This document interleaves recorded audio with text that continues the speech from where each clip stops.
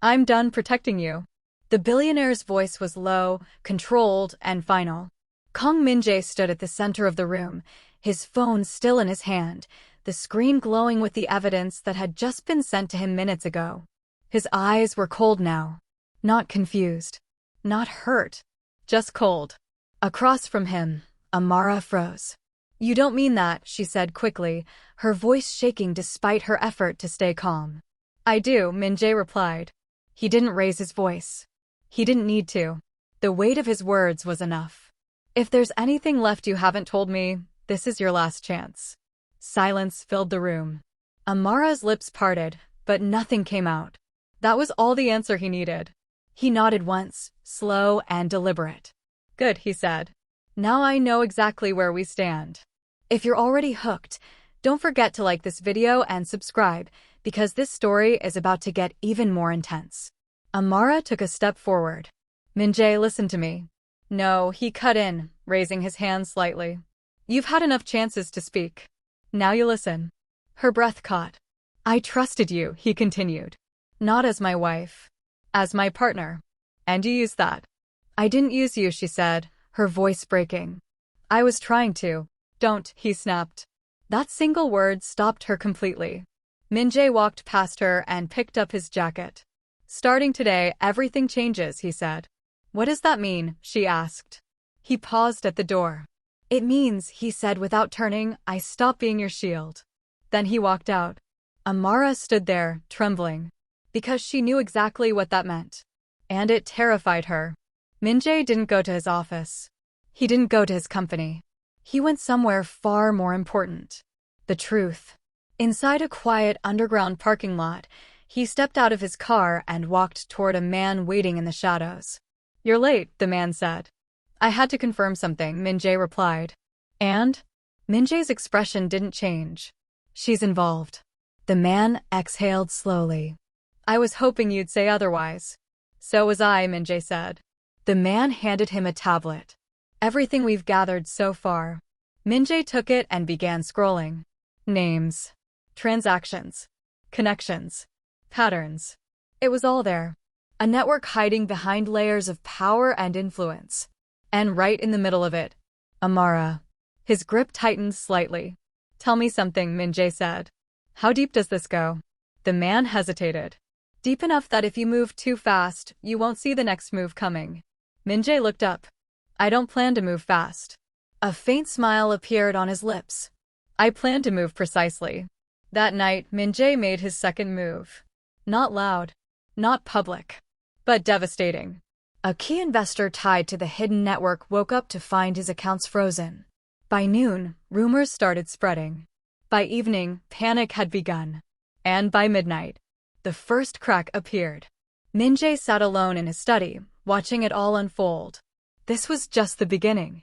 The door behind him opened slowly. He didn't turn. You shouldn't be here, he said. Amara stepped inside anyway. I had to come, she said. Why? He asked. Because you're making things worse. He let out a quiet laugh. Worse for who? For you, she said quickly. You don't understand what you're triggering. Min-Jae finally turned to face her.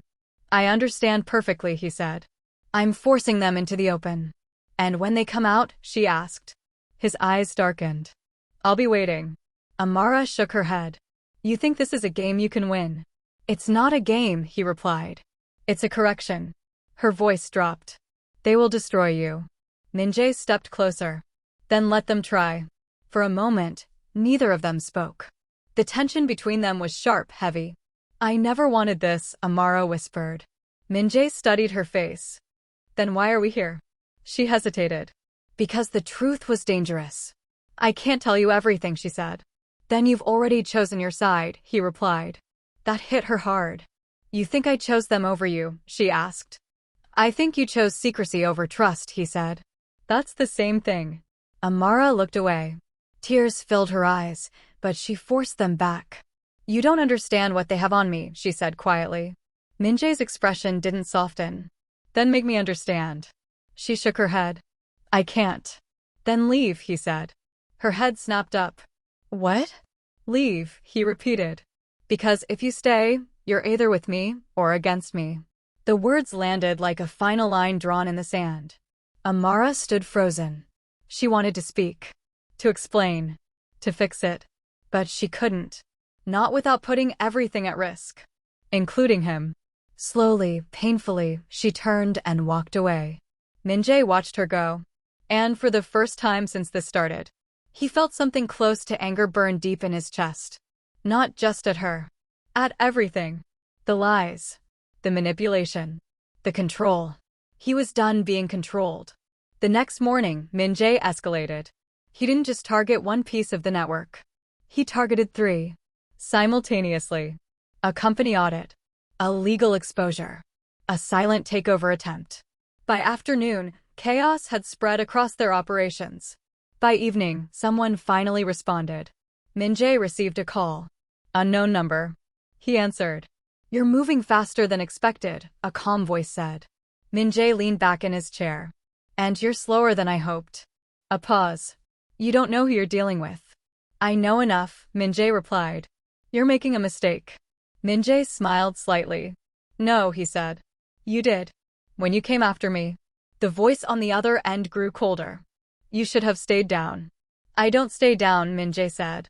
Another pause. Then the line went dead. Min-Jae placed the phone down slowly. Finally. They were paying attention. And that was exactly what he wanted. If you're enjoying this story, drop a comment right now. I want to know what you think Min-Jae should do next. That night, everything shifted again. Because this time, they struck back. Not at his company. Not at his reputation. At something far more personal. Min-Jae walked into his house and immediately felt it. Something was wrong. Too quiet. Too still. "Amara," he called out. No response. He moved quickly through the house. Room by room. Nothing. Until he reached the bedroom. The door was slightly open. Inside, the lights were off. Min-Jae pushed it open slowly. And stopped. The room was empty. But not untouched. The drawers were open. The closet was half cleared. And on the bed, a single envelope. Min-Jae walked over and picked it up. His name was written on it. He opened it. Inside was a short message. "I'm sorry. This is the only way to keep you alive." His jaw tightened. "She left," he muttered. Or, she was taken. Min-Jae's eyes darkened. No, this wasn't random. This was a move. A calculated one. They knew exactly where to hit. He pulled out his phone and made a call. "I want everything," he said the moment the line connected. Surveillance. Traffic. Airports. Private jets. Everything. "You think she's been taken?" the voice asked. "I think," Min-Jae said slowly, "they just made this personal." He hung up. Then he looked at the empty room again. And, for the first time, he felt something dangerous settle inside him. Not anger. Not frustration. Something colder. Resolve. "They won a war," he said quietly. "Now they have won." The next phase had begun. And this time, there would be no holding back. If you've made it this far, don't forget to like, subscribe, and turn on notifications. Because this is where everything explodes. I'm going to burn everything you built. The billionaire didn't raise his voice when he said it. He didn't need to. Kang Min-Jae stood in the middle of his war room, eyes locked on the screen in front of him. Every movement, every transaction, every hidden layer of the network was slowly being exposed piece by piece.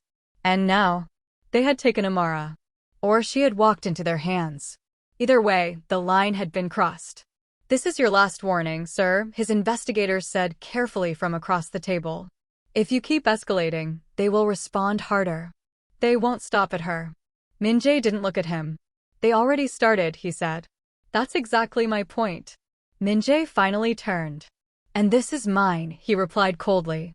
"They don't get to choose when this ends." "I do." Silence filled the room. Because everyone there knew something had changed. This wasn't damage control anymore. This was retaliation. Full scale. If you're still watching, hit the like button now because things are about to spiral in ways you don't expect. Min-Jae tapped the screen once. "Track every exit point in the city," he ordered. "Airports. Private terminals. Borders. I want movement flagged in real time." "It's already in motion," another analyst responded. "Good. He stepped back, folding his arms. Now we wait. But Min-Jae didn't wait long. Because within minutes, the first signal came in. We've got something, the analyst said quickly. Unregistered vehicle. Left your residence area 20 minutes before you arrived. Plates are masked. Min-Jae's eyes sharpened. Track it. It's heading toward the expressway. Follow it, Min-Jae said immediately. Don't lose it. The room shifted into motion. Keyboards clicking. Screens updating. Voices overlapping. Min-Jae stood still. Focused. Controlled. But inside, the storm was building. She wouldn't leave like that, he said quietly. No one responded. Because no one needed to. They all knew he was right. Amara wasn't careless. She wouldn't disappear without a reason. Which meant she didn't leave freely. Or she left under pressure. Both options led to the same conclusion. This was a setup. Minutes passed. Then, we lost the signal, the analyst said. Min-Jae's head snapped up. What? The vehicle went dark. No cameras picked it up after the tunnel. Min-Jae's jaw tightened. They planned that, he said. Yeah, the investigator replied. They knew we'd look. Min-Jae exhaled slowly. Then he smiled. Not out of humor. Out of realization. Good, he said. The room went quiet. That means they're nervous. The investigator frowned. Or confident. Min-Jae shook his head. No. Confident people don't hide this carefully. They move openly. He stepped closer to the screen again. They're afraid of what I'll do next. And they should be. Because Min-Jae was done reacting. Now he was going to strike first. Harder.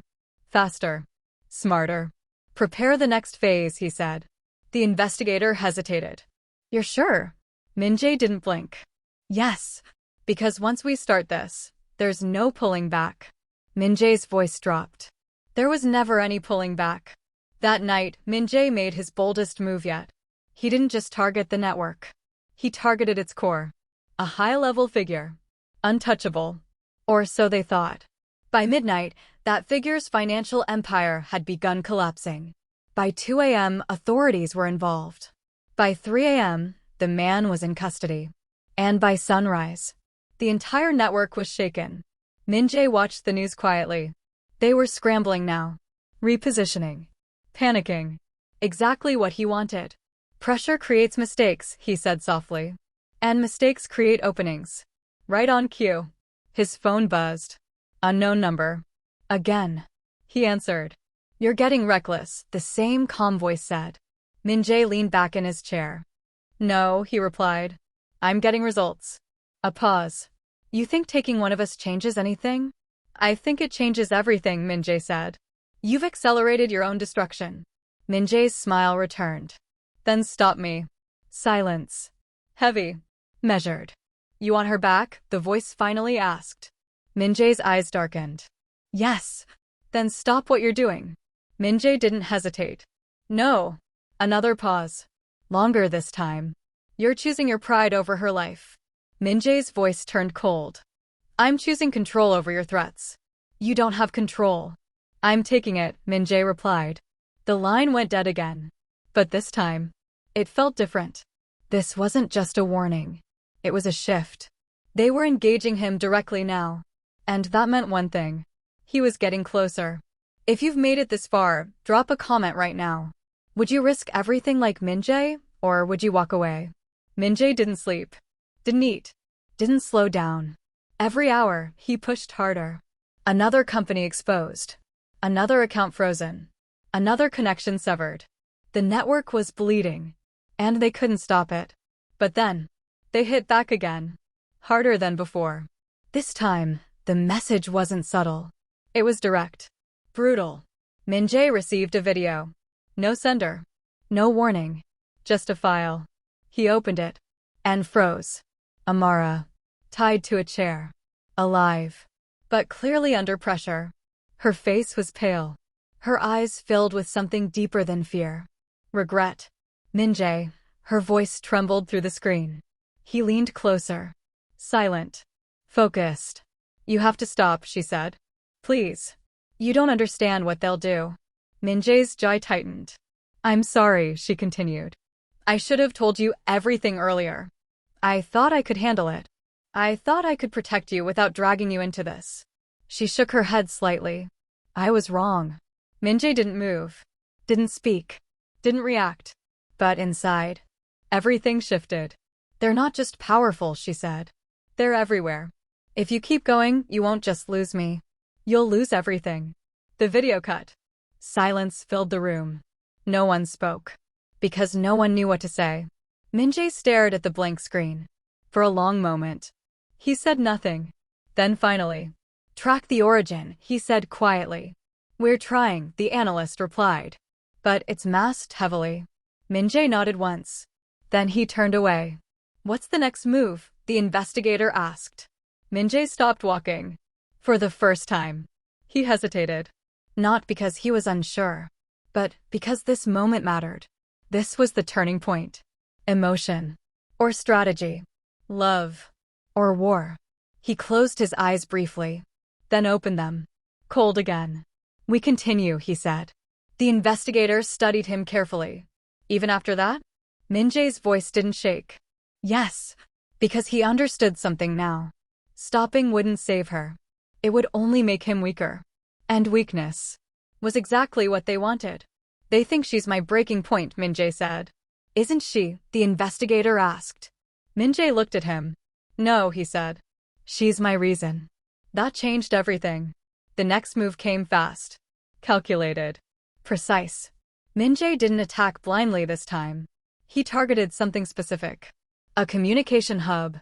Hidden. Secure. Critical. Within hours, his team breached it. And what they found changed the game completely. Sir, the analyst said slowly. You need to see this. Min-Jae stepped forward. The screen filled with data. Messages. Logs. Schedules. And locations. Real locations. Not hidden. Not masked. Exposed. Min-Jae's eyes locked onto one point. Coordinates. Static. Unmoving. That's it, he said. You're sure? The investigator asked. Min-Jae nodded. They got comfortable. They didn't expect us to get this far. He grabbed his jacket. What are you doing? The investigator asked. Min-Jae didn't stop walking. I'm ending this. Alone. Min-Jae paused at the door. Then looked back. Yes. Min-Jae, that's not smart. He smirked slightly. Neither is kidnapping the wrong person. And then he walked out. If you're still here, make sure you subscribe, because what happens next will change everything. The location was exactly where the data said it would be. Isolated. Quiet. Hidden in plain sight. Min-Jae stepped out of his car and looked at the building. No guards outside. No obvious security. But he knew better. They were watching. Waiting. Expecting him. Good. That made things easier. He walked forward calmly. Each step steady. Controlled. He reached the door. And pushed it open. Inside. Silence. Too clean. Too empty. Min-Jae. The voice echoed from deeper inside. He didn't flinch. I was wondering when you'd show up. Min-Jae walked forward. Where is she? He asked. A man stepped out of the shadows. Calm. Composed. Dangerous. Safe, the man replied. For now. Min-Jae's eyes narrowed. You made a mistake, he said. The man smiled slightly. No, he said. You did. Walking in here alone. Min-Jae tilted his head. You think I came unprepared? The man's smile didn't fade. I think you came emotional. Min-Jae's voice dropped. Wrong again. The tension in the room thickened. Heavy. Sharp. Ready to break. You've caused a lot of damage, the man said. You've done worse, Min-Jae replied.